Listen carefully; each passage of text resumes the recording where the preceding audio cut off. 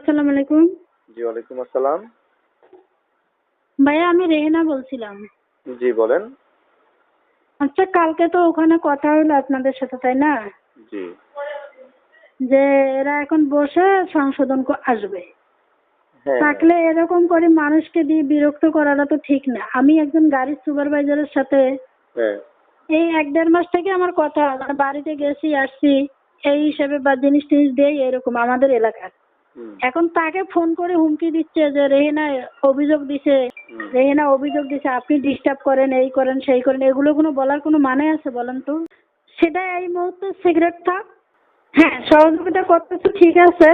আমি তো আপনাদের অপেক্ষায় আছি। উনি বসতে চাইছে যতু, হ্যাঁ, ওনার ওয়াইফও বসতে চাইলো, বসে সংশোধন করবে। হ্যাঁ। হ্যাঁ, যদি তারপরে এরকম কথা হলে তো আমাকে উল্টো জবাব দিতে হবে না?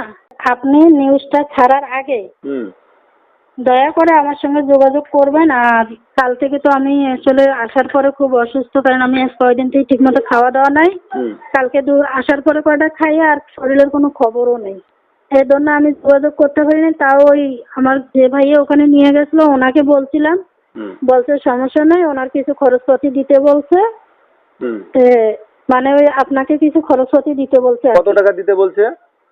সেটা বলে নাই, খালি ওই রসিম ভাই আমাকে বললো যে কিছু খরচ দিতে বলছে।